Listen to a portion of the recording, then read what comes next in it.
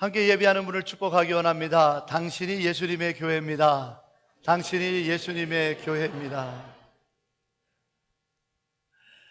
노벨 문학상을 수상한 사무엘 베게트가 쓴 고도를 기다리며, 아마 대학로에서 연극으로 무대에 올려진 롱런하는 작품 중에 하나일 겁니다.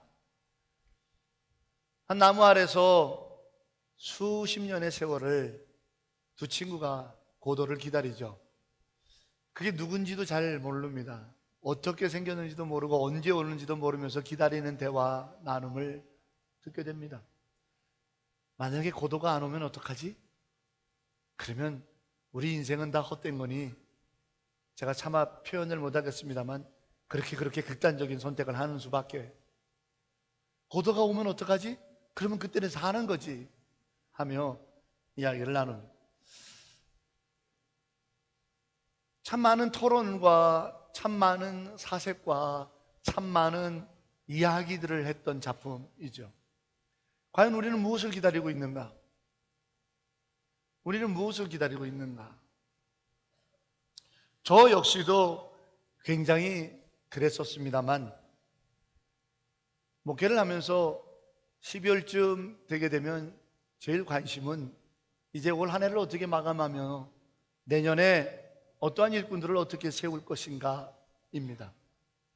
올 한 해 우리 7개 여전도회와 3개 남전도회 각각의 회장과 임원들을 선출하고 1년을 달려왔습니다. 물론 내 성에 안차기도 하고 여러 가지로 또 불만족스러운 것도 있지만, 그 맡은 바를 어떻게 감당해 보려고 자기 삶의 여건 가운데 최선을 다했던 우리 7분의 여전도 회장님과 3분의 남전도 회장님께 그간의 노고에 치아를 드리며 당신들의 수고와 땀과 눈물과 애씀을 하나님이 기억하실 거라고 하는 성경의 말씀을 위로와 축복으로 드리고 싶습니다. 이제 또 오늘 결정하여 내년 한 해 수고할 회장과 임원단들을 선출하고, 또 교회적으로도 지금 장로님들께서 내년에 사역을 같이 하게 될 여러 일꾼들을 부탁도 하고 만나기도 하고 기도하면서 또한 권면도 하고 있습니다. 그럴 때마다 제일 많이 듣는 말이 내년에는 내가 너무 이래서 하기가 어렵다라는 겁니다. 고도를 기다렸던 이 두 사람, 여러분 어떤 거를 기다리고 있나요? 무엇이 여러분에게 와야 여러분들은 주의 일을 열심히 할 수 있다고 생각하시나요? 제가 강원도 평창에서 다녔던 두 곳의 마더처치를 빼고 신학생이 돼서 신학하는 사람의 눈으로 바라보면서 섬겼던 교회가 우리 교회까지 12번째 교회입니다. 저는 강원도에서 자랐기 때문에 너무 경험이 미쳐나더라고요. 그래서 신학생 때부터 결심한 것은 내가 목회를 하기 전까지는 많은 교회들을 경험해 보리라. 그것이 제 모토였습니다.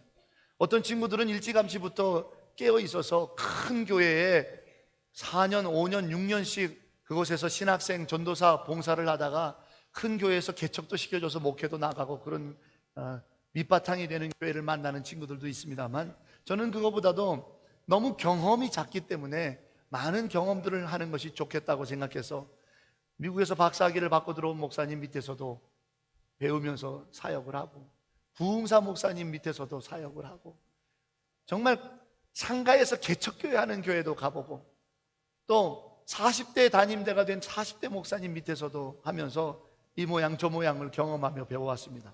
그래서 오늘 우리 교회까지 일어났는데, 제가 신학생이 돼서 신학을 하면서 바라봤던 12교회를 바라보면 한 번도 제가 하고 싶은 목회의 모든 것을 갖춘 조건을 갖춘 교회를 만나본 적이 없습니다. 그리고 앞으로도 그럴 겁니다. 만약에 고도를 기다리는 이 두 사람처럼 제가 계속해서 내가 하고 싶은 목회, 내가 하고 싶은 일들, 내가 하고 싶은 주의 사역들을 할 수 있는 만족스러운 환경과 조건과 여건을 갖추는 교회만 기다리고 있었더라면 저는 주의 일을 여태까지 한 번도 안 했을 겁니다. 아니, 못했을 겁니다. 여러분은 어떠시나요? 재정적으로 여러분에게 무엇이 충족이 얼마큼 돼야 여러분은 주의 일을 하실 수 있으십니까? 건강적으로 여러분은 얼마나 더 많이 건강해져야 주의 일을 감당하실 수 있다고 생각하십니까? 여러분의 환경과 조건들이 어느 정도 편안하고 어느 정도 여유가 있고 어느 정도 갖춰질 게 갖춰지고 어느 정도 교회에서 후원을 하고 어느 정도 여러분의 말들을 다 들어주고 어느 정도 여러분의 원하는 그러한 상황들을 만들어줘야 주의 일을 하실 수 있다고 생각하십니까? 그렇다면 여러분들은 앞으로 남은 날 동안 제가 장담하건대 주의 일을 못합니다. 왜? 그런 교회는 없기 때문입니다. 없습니다. 우리가 무엇을 기다립니까? 마태복음 28장 18절로 20절까지 예수님께서는 지상 대명령을 하셨습니다. 가서 아버지와 아들과 성령의 이름으로 세례를 주고 내가 너희에게 가르쳐 지켜 분부한 모든 것을 가르쳐 지켜 행하게 하라. 올지어다 내가 세상 끝날까지 하늘과 땅의 권세를 잡은 내가 너희와 영원히 함께하리라 약속하셨습니다. 보내셨고 주의 일을 하라 하신 거거든요. 주의 일을 하라고 명령하시면서 주님께서 우리에게 주신 것은 조건과 환경과 넉넉한 재물과 뛰어난 건강과 지식과 인맥이 아닙니다. 주님은 딱 하나 주셨습니다. 사도행전 1장 8절 오직 성령이 너희에게 임하시면 너희가 권능을 받고 예루살렘과 온 유대와 사마리아와 땅끝까지 이르러 내 증인이 되리라. 성령 하나입니다. 주님께서는 주의 일을 우리 보고 하라 하시면서 재정을 밀어주면서 주의 일을 하라 하신 적 없습니다. 주님께서는 우리에게 주의 일을 하면서 사람 붙여줘 가면서 네가 한번 일해봐라 하신 적 없습니다. 주님께서는 우리에게 일 한 맡기시면서 우리에게 여건과 환경을 이렇게 넉넉하게 하게 만들어 놓으시면서 당신의 일을 맡기신 적이 한 번도 없습니다. 한 가지 주셨습니다. 성령입니다. 그러므로 주의 일을 하기에 가장 합당한 필요 충분 조건은 성령이지 재정이 아닙니다. 성령이지 인력이 아닙니다. 성령이지 어떤 환경과 조건과 내 상황의 삶의 처지가 아니라는 사실을 성경은 우리에게 증언합니다. 그러므로 고도를 기다리면 우리는 뭘 기다려야 됩니까? 메시아께서 보내주시는 성령, 그 성령을 붙들고 메시아를 닮아가는 삶을 살아갈 때 비로소 우리는 주의 영광의 일을 감당할 수 있지 않겠습니까? 그러므로 우리는 바랄 한 가지, 주 예수여 오시옵소서. 공든탑이 무너집니까? 네, 무너집니다. 여러분, 돌들로 탑을 쌓는다고 생각해 보시기 바랍니다. 하나하나 크기도 생각하고 모양도 생각하고 무게도 생각하면서 쌓아 올라가죠. 그런데 어느 한순간 크기와 모양과 무게를 생각하지 않고 또 올려놓을 때도 조심스럽게 올려놓는 것이 아니라 아무렇게나 올려놓는 돌 하나 때문에 무너지는 건 아닙니까? 돌 100개를 정성껏 쌓았더라 할지라도 단 한 개의 돌을 아무렇게나 생각 없이 올려놨을 때 돌은 무너지게 되어 있습니다. 하나 때문에. 그렇다면 반대로 하나 때문에 사는 역사도 있는 거죠. 여러분 혹시 소현섭 씨를 아십니까? 지난 10월 13일 날 울산 근처에서 관광버스 전복 그리고 불탄 사고가 한국에서 있었습니다. 그때 많은 사람들이 생명을 잃었습니다. 참 어처구니 없는 인재였죠. 그런데 그때 강원도 동해에서 고등학교 윤리교사를 하고 있었던 소현섭 선생님이 자기 본가에 휴일을 맞아 가다가 앞에서 불타는 버스를 보게 됩니다. 너무너무 위험한 순간 언제 터지고 폭발할지 우리가 CCTV로 봤습니다만 폭발했잖아요. 폭발하기 전에 그냥 앞뒤 안 가리고 뛰어들어가 많은 생명을 건져냈습니다. 생명을 건져냈을 뿐만 아니라 그들이 구급차가 오기 전까지 이대로 방치하면은 화상에 의한 심각한 후유증을 앓을까 봐 자기 차에 싣고 가던 길로 가지 않고 가까운 인근 병원으로 내비게이션을 찍어서 병원에 가서 그들로 하여금 신속하게 치료를 받게 함으로 화상의 후유증으로 큰 피해를 입지 않게 도왔던 윤리 선생님이 소현섭 선생님입니다. 자기 이름도 남기지 않고 그 자리를 정리가 된 후 떠났는데 CCTV를 확인하고 사람들의 입술에 증언돼서 그분이 강원도 동해에 있는 윤리 선생님이라고 하는 사실이 알려졌고 한 대기업에서 우리나라 사는 세상을 정말 사는 사람 사는 맛을 느끼는 사람을 찾아서 시상하고자 그분을 의인상으로 규정해서 많은 혜택과 현금 5천만 원을 지급하겠다고 했지만 거절했습니다. 거절한 이유는 사람으로서 할 일을 당연히 했고 내가 윤리교사로서 아이들에게 가르쳐야 되는 삶을 살았을 뿐입니다가 그의 답의 전부였습니다. 그 기사를 인터넷에서 보고는 그 밑에 수많은 사람들이 댓글을 답니다. 선생님 감사합니다. 참 스승을 만났습니다. 우리 세상이 아직도 살만하군요. 당신으로 인해서 희망을 갖게 됐습니다. 당신으로 인해서 사람을 믿을 수 있게 됐습니다 하며 얼마나 많은 댓글이 실려 있는지 모릅니다. 한 사람으로 인해서, 한 사람의 헌신으로 인해서 사람들은 감동을 얻고 세상이 아직 살만하다고 느낍니다. 제가 서울에서 대학 청년 목회를 한참 재밌게 할 때 어떻게 하면 좋겠나, 어떻게 하면 의미 있는 사역을 할 수 있는가 생각하다가 청년들, 남자 청년들이 보니까 군대를 가더라고요. 그리고 여자 청년들 같은 경우에는 군대를 잘 몰라요. 그래서 가까운 부대에 성탄절날 이 학생들을, 청년들을 데리고 가가지고 봉사하면서 성탄절 섬김을 하면 좋겠다. 게임도 준비하고 여러 가지 많은 물품들도 준비했습니다. 부대를 접촉하는데 너무 힘든 거예요. 까다롭기도 하고 그 부대에서 꺼리더라고요. 괜히 민간인들이 우리 부대에 들어와서 뭔가라도 잘못되면은, 그래서 이것 때문에 굉장히 꺼려서 너무 까다롭게 해서 가니 못 가니 이런 상태가 벌어졌어요. 참 안타까웠습니다. 하나님이 그런 마음을 주신 것은 우리 안에 있는 지체들을 훈련시키기도 할 뿐만 아니라 그 군부대에 있는 장병들의 영혼을 향한 하나님의 마음이 있을 것 같아서 끝까지 기도하다가 딱 한 가지 마음에 들어오는 것이 있어요. 당시에 그 섬기던 교회에 제34대 육군 참모총장을 지냈던 장로님이 계셨어요. 육군 참모총장님은 별이 4개 아닙니까? 참모총장을 마치고 퇴직하시고는 이제 시무장로의 연한이 남아있어서 시무장로로 섬기고 있는 장로님이 계셨습니다. 장로님한테 전화를 했어요. 목사님 웬일입니까? 여차 2차 저차입니다. 언제 가시렵니까? 12월 24일이에요. 어디로 가고 싶습니까? 파주에 있는 무무무 부대입니다. 몇 시에 출발하실 거예요? 네, 교회에서 아침 9시쯤 출발할 예정입니다. 알았습니다. 전화를 끊었어요. 1시간 후에 그 부대 대대장이 전화를 저한테 직접 하셨습니다. 그렇게 연결하려고 해도 연결이 안 되던 하늘보다도 높아 보였던 무궁화 2개의 대대장님이 직접 전화를 하셔가지고 목사님 몇 분이 오신다고요? 예, 알겠습니다. 12월 24일 아침 출발하는데 그 육군 참모총장을 역임했던 장로님이 오셨습니다. 겸손하게 같이 일행의 봉고차 앞에 타시고 가셨습니다.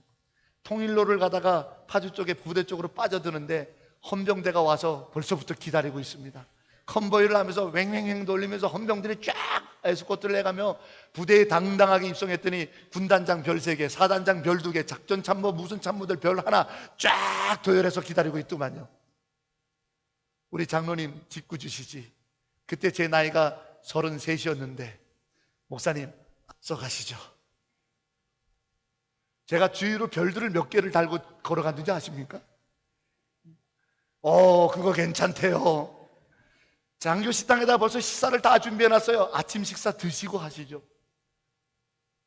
그리고 나서 대대의 예배당에 들어갔는데 예수 믿는 형제들만 와도 감사한데 전 부대원을 다 갖다 놓은 것처럼 빽빽하게 강대상까지 다 앉았어요.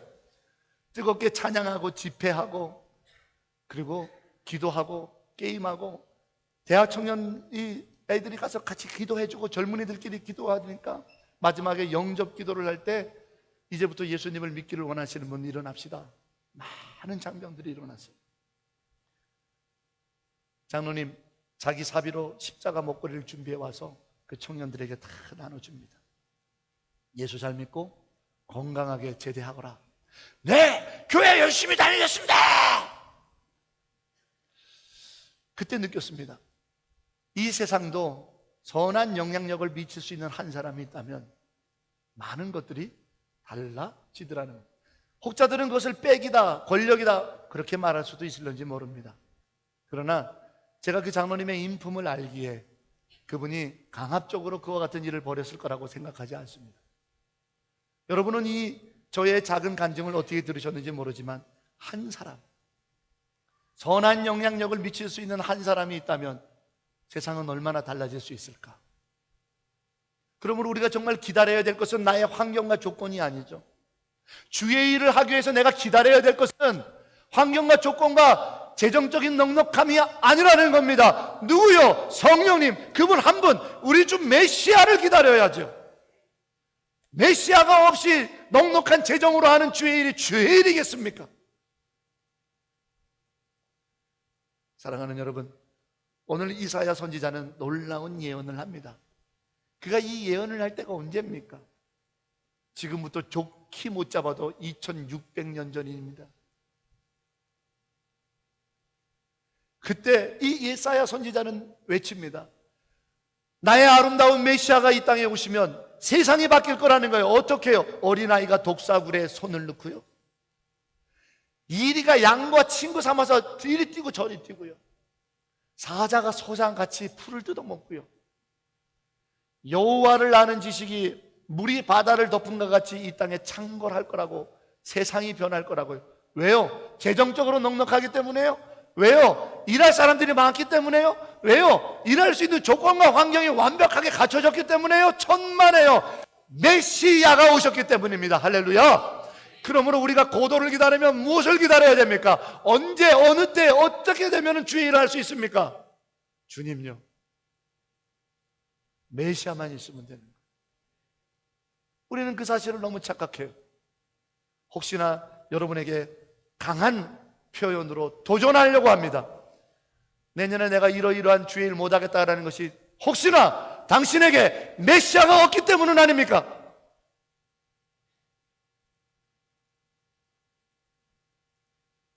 오늘 우리들에게 이사야 선지자가 보여주고 있는 이 놀라운 하나님 나라,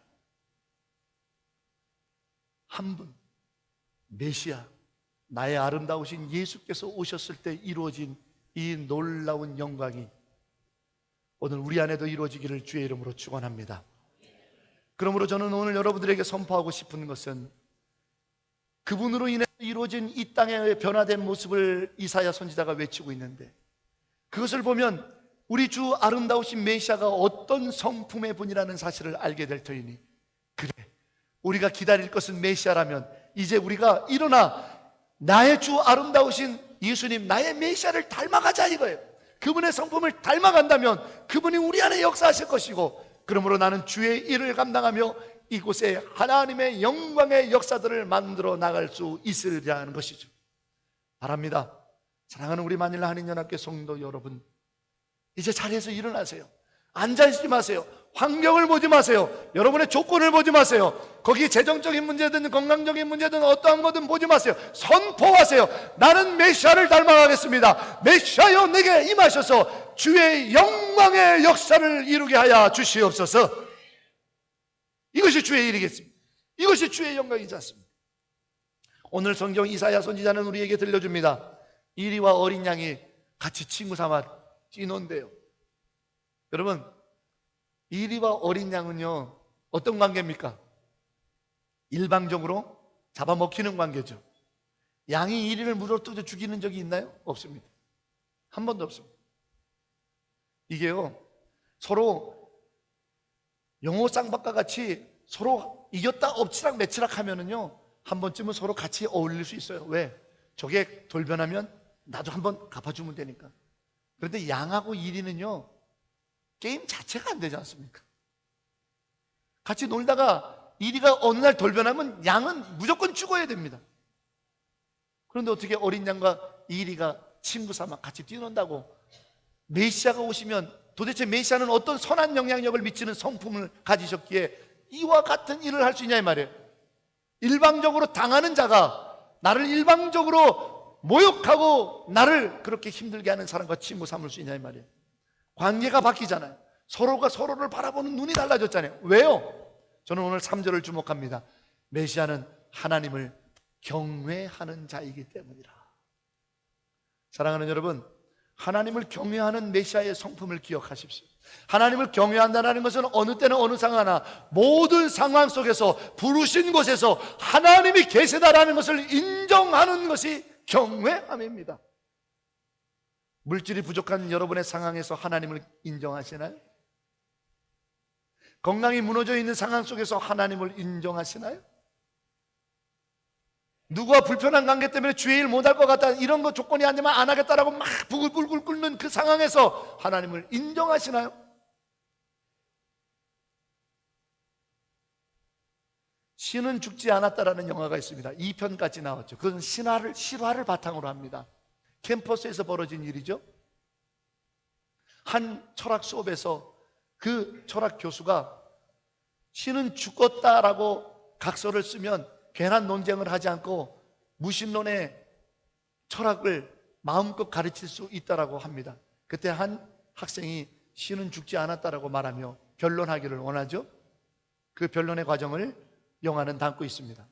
실제 미국에서 있었던 한 실화를 사건으로 각색한 영화죠. 영화에서 나왔던 모든 것들을 다 동의하지는 않습니다, 목사로서도. 그러나 그 청년을 저는 주목하기 원합니다. 그가 자기를 그렇게 이유 없이 핍박하고 자기에 대해서 그렇게 모욕적이게 하고 학점도 주지 않겠다고 막 협박하는 그 교수를 한 번도 증오하거나 미워하는 모습을 보이지 않다는 겁니다. 저는 그 한 가지 사실을 주목하기를 원해요. 자기를 그렇게 미워하고 친구들 앞에서 모욕적이게 만들고, 그리고 학점도 주지 않겠다고, 그래서 네 인생을 망쳐버리겠다라고 협박하는 교수를 미워하지 않아요. 왜요? 하나님을 경외하기 때문에. 내 모든 상황 속에서 나를 부르신 곳에서 하나님을 인정한다면 양은 이리를 친구로 맞아들일 수 있는 거죠. 그래서 예수님께서는 이 땅에 오셔서 저주받은 자라는 이름을 가지고 있는 세리와 창기와 문둥병자들을 식탁에 초대하셨습니다. 지옥의 백성이라고 불리는 이방인들을 위해서 눈물을 흘려주셨습니다.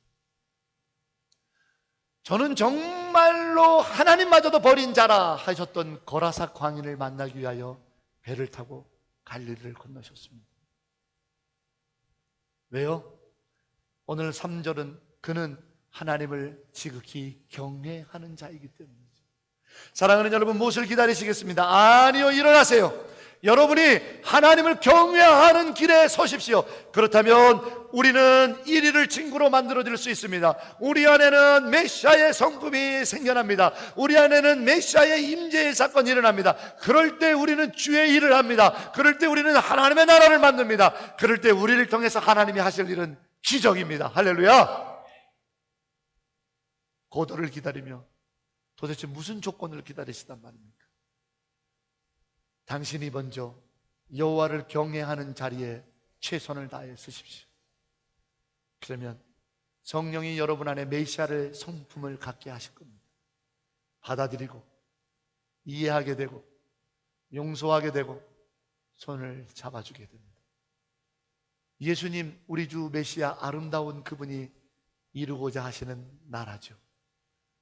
여러분의 가정에, 부부 사이에, 부모 자녀 관계 속에, 여러분의 직장에, 여러분의 센터에, 우리 공동체 안에 여호와를 경외하는 메시아의 성품이 풍성한 새해가 돼서 우리 안에 서로가 친구가 되는 아름다운 주의 나라가 이루어지기를 소망합니다. 오늘 메시아 되신 우리 예수님, 이 아름다우신 분을 뭐라고 또 소개합니까? 사자가 소와 같이 풀을 뜯어먹는 세상을 만드실 분이라고 소개하고 있습니다. 여러분, 사자가 풀을 뜯어먹는다라는 것을 들어본 적이 있습니까? 없지요. 개 풀 뜯어먹는 소리 하지 마, 이랍니다. 예. 저희 고향에서는 그런 얘기 했거든요. 영 쓸데없는 얘기하면 어르신들이 개 풀 뜯어먹는 소리 하고 앉았네, 이게 저희 고향에서의 이 얘기였습니다. 그런데 여러분, 사자가 풀 뜯어먹는 것은 사실입니다. 언제 그랬나요? 에덴에서요. 에덴에서는 서로를 먹이로 삼지 않았습니다. 에덴에서는 서로를 해치면서 나를 살리게 하는 그러한 생존이 있었던 것이 에덴이 아닙니다. 홍해 사건 이후, 홍수 사건 이후부터 육식이 허락되었죠. 그러므로 무엇입니까? 사자가 풀을 뜯어먹는다라고 하는 것은 메시아가 오시면 창조의 원형 에덴을 회복한다라는 선포인 거죠. 에덴을 회복하는 일은 도대체 어떻게 일어날까요? 저는 오늘 4절을 주목합니다. 그는 공의로 심판하시는 분이라, 악을 멸하는 분이라는 거죠. 그렇습니다. 메시아의 성품이 뭔지 아십니까? 악을 멸하시고 하나님의 공의를 사시는 성품이 우리 주 메시아의 성품이라는 거예요. 악을 어떻게 멸하시나요? 악을 선으로 멸하시죠. 악을 악으로 갚지 말라, 악을 선으로 갚으라 하셨습니다. 베드로 사도는 또한 그것을 말하여서 그 악한 것을 너의 선함으로 하나님께 영광을 돌리라 하였습니다. 예수님이 그러신 분이시죠. 우리 아름다운 메시아가 그런 분이죠. 사랑으로 악을 이기신 분이시죠. 선함으로 악을 이기신 분이죠. 그러기 위해서 우리는요, 메시아의 성품을 담기 위해 성경이 말하고 있는 하나님의 공의가 뭔지를 배워야 합니다. 하나님의 공의를 배워 하나님의 공의로운 사랑을 내가 살아간다면 내 안에서 악과 죄는 당연히 소멸되게 되어 있습니다. 왜? 하나님의 거룩한 선하심, 하나님의 거룩한 성령은 내 안에 악이 있다면 내 안에서 역사하실 수 없기 때문이에요. 그러므로 오늘 사자가 풀을 뜯어먹는 세상을 만드시는 메시아시라면 그분은 오늘 4절에 기록되어 있는 것처럼 하나님의 공의로운 사랑을 사시는 분이라 악을 도멸하시는 분이죠. 사랑으로, 선함으로. 사랑하는 여러분, 이제 내년 안에 계획을 세우십시오. 결단하십시오. 일어나십시오. 바로 하나님의 말씀을 배우십시오. 이 하나님의 성경에서 하나님의 공의가 무엇인지 아셔야 합니다. 그리고 그 하나님의 공의를 선택하십시오. 여러분의 생각과 경험과 지식으로 판단하는 것이 아니고 하나님의 공의로움, 그 놀라운 고린도전서 13장에 기록되어 있는 하나님의 공의로운 사랑, 그 놀라운 요한복음 3장 16절에 기록되어 있는 하나님이 세상을 이처럼 사랑하사 그 놀라운 하나님의 공의로운 사랑을 배우십시오. 그렇다면 우리 안에 악이 도멸될 것입니다. 그러면 우리는 창조의 원형을 회복하는 하나님의 일을 합니다. 우리가 기다려야 될 고도는 다른 게 아닙니다. 우리가 기다려야 될 것은 재정적인 넉넉함이 아닙니다. 우리가 기다릴 것은 시간적인 여유가 아닙니다. 내 안에 하나님의 공의가 사라지니까, 내 안에 하나님의 정의로운 사랑이 사라지니까 나는 주의 일을 할 수 있는 여건이 없다라고 생각하는 거죠. 일어나십시오. 이제 하나님의 공의를 배우십시오. 하나님의 사랑을 읽고 체험하십시오. 그리하여 악을 손으로 이기십시오. 메시아의 성품을 닮아가십시오. 사자가 소와 같이 풀을 뜯어먹는 세상이 말하는 기적을 우리 공동체가 만들어 나가기를 소망합니다. 메시아가 계시면 됩니다. 오늘 이사야 선지자가 바라보는 것은 메시아가 오면 이루어지는 세상입니다. 재정이 넉넉해지면 이루어지는 세상이 아니고, 일할 만한 조건이 되기 때문에 만들어진 세상이 아니고, 메시아, 나의 아름다우신 그분이 오시면 만들어질 세상, 창조의 원형이 회복되는 그 땅, 그 지경, 여러분의 가정이 되기를 주의 이름으로 축복합니다. 우리들의 교회 공동체가 되기를 소망합니다.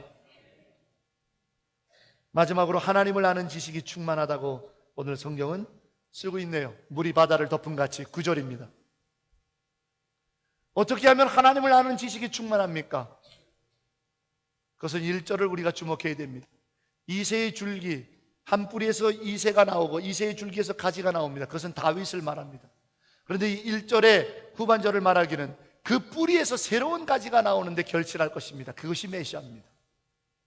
사람들은 혈통적으로 다윗의 자손 아닙니다. 성령으로 잉태한 동정녀 탄생입니다. 혈통적으로 이새와 다윗의 자손 아닙니다. 어디요? 오늘 성경은 1절에 분명히 들려주고 있습니다. 한 뿌리에서 줄기가 나오는데 이새의 줄기인데 거기에서 나오는 한 가지, 다윗을 말하고 비슷한 것 같지만 그 가지에서 나오는 것이 아니라 뿌리에서, 같은 뿌리에서 나온 한 가지가 결실할 것인데 그게 메시아 예수라는 거죠. 그 뿌리가 누굽니까? 아브라함인가요? 천만에요. 그 뿌리가 누굽니까? 하나님이시죠. 하나님으로부터 직접 나오신 분이 메시아 예수십니다. 그런데 모양새는 바로 이새의 다윗의 줄기와 함께 있기 때문에 그 가문으로 보일 뿐이죠. 그러므로 여호와는 우리 생명의 근원이신데 오늘 예수님 아름다우신 나의 메시아는 바로 그 하나님께 생명의 뿌리를 딛고 있다라는 거죠. 그렇기 때문에 하나님을 잘 아시는 겁니다. 여러분, 하나님을 체험하셨나요? 내가 하나님 체험이 없기 때문에 일할 조건이 안 된다 하는 겁니다. 여러분, 이스라엘 백성을 보세요. 출애굽해서 광야로 왔습니다. 길이 넉넉했나요? 천만에요. 먹을 것이 넉넉했나요? 천만에요. 마실 물이 풍족했나요? 천만에요. 기후가 넉넉하게 좋았나요? 천만에요. 그럴 때마다 이스라엘 백성이 선택한 건 뭐였어요? 불평이요, 원망이요, 그리고 애굽으로 가겠다라는 겁니다. 우리의 뿌리가 애굽인가요? 우리의 뿌리가 애굽인가요? 그런데 한 사람이 있었어요. 누구요? 모세입니다. 먹을 게 없을 때마다, 마실 물이 없을 때마다, 기후가 안 좋을 때마다, 길이 어디로 가야 될지 모를 때마다, 도적대들이 침범할 때마다 그는요 뭘 했습니까? 불평이요? 원망이요? 아니요. 한 가지 했습니다. 여호와요, 하나님을 불렀습니다. 하나님께로 갔습니다. 왜요? 그는 떨기나무에서 하나님을 체험했기 때문에, 하나님을 만났기 때문에, 그의 사명이, 그의 맡은 일이, 그가 살아가는 인생이 목사가 준 직임이 아니고 하나님께로부터 온 직임이라는 것을 믿었기 때문입니다. 모양새는 이세의 모양새 같죠? 모양새는 마닐라 한인연합회 당회에서 담임 목사가 주는 직분 같죠? 아니잖아요. 뿌리가 어디예요? 뿌리에서 나왔잖아요. 어디요? 하나님요. 그 뿌리에서 나오지 않았던 이스라엘 백성은 힘들 때마다 뭐 닮았겠다? 원망과 불평과 애굽으로 돌아가겠다. 우리의 뿌리는 애굽이라고 말합니다. 그러나 하나님으로부터 직임을 받았고, 하나님으로부터 생명을 받았고, 하나님을 경험했고, 하나님의 얼굴을 보았던 모세는, 하나님의 음성을 들었던 모세는 어려울 순간마다, 일할 수 없는 때마다, 답답할 때마다, 막힐 때마다, 선택의 때마다, 힘들 때마다 무엇을 했습니까? 원망이요? 아닙니다. 불만이요? 아닙니다. 애굽이요? 아닙니다. 애굽을 더 잘하는 것은 모세입니다. 애굽의 왕자를 40년 했습니다. 그는 그럴 때마다 하나님을 불렀습니다. 그리고 그의 길을 하나님은 여셨습니다. 바다가 있으면 바다를 길로 만들었습니다. 광야가 있으면 광야를 길로 만들었습니다. 골짜기가 있으면 메웠습니다. 산이 있으면 허물어 트셨습니다. 도적대가 있으면 그들의 눈을 멀게 하셨습니다. 메마른 땅이면 반석 위에서도 샘물이 솟아나게 하셨습니다. 왜요? 조건이 아니죠. 하나님께로 돌아갔기 때문입니다. 메시아는 바로 하나님 뿌리를 두고 계시는 분이기 때문에 여호와를 잘 아신, 그래서 여호와를 아는 지식이 세상에 충만하게 하시는 분이죠. 사랑하는 여러분, 이제 하나님을 체험할 시간입니다. 주의 일을 맡으십시오. 하나님을 체험할 시간입니다. 막힐 때마다 여호와를 부르십시오. 여러분에게 역사하실 하나님이 기대가 됩니다. 여러분을 통해서 하실 하나님의 위대한 나라가 기대가 됩니다. 우리가 기다릴 것은 고도는 다른 게 아니라 메시아, 그분이죠. 이제 우리는 그 아름다우신 메시아를 닮아갑시다. 아름다우신 메시아 예수께서 이 땅에 오셨을 때 그는 주의 일을 할 만한 조건 아니었습니다. 그는 행로에 지쳤습니다. 먹을 게 없었습니다. 배고팠습니다. 목마르셨습니다. 그에게 따라다니는 사람들 많지 않았습니다. 권력 없었습니다. 군대 없었습니다. 그러나 그는 하나님을 아셨습니다. 그는 하나님께 두었습니다. 그는 하나님의 성품을 닮아가는 메시아였기에 그를 통해서 사망 권세가 물러갔고 죽은 자가 살았고 죽은 자도 살리시며 없는 것도 있게 만드는 여호와의 전능하신 영광을 이 땅에 만드셨던 메시아, 이제 우리 차례입니다. 환경과 상황을 탓하지 마시고 메시아의 성품을 닮아갑시다. 그분이 우리에게 임재하실 때 우리에게는 이리를 친구로 맞아들이고 창조의 원형으로 회복되어 악을 도면하며 하나님의 공의로움으로 일어나 여호와의 이름을 부를 때 우리에게 위대한 하나님의 영광이 이루어질 줄로 믿습니다. 이 놀라운 일에 동참하고 이 놀라운 일에 쓰임받을 수 있는 저와 여러분, 우리 마닐라 한인연합교회 공동체가 되기를 주의 이름으로 축원합니다.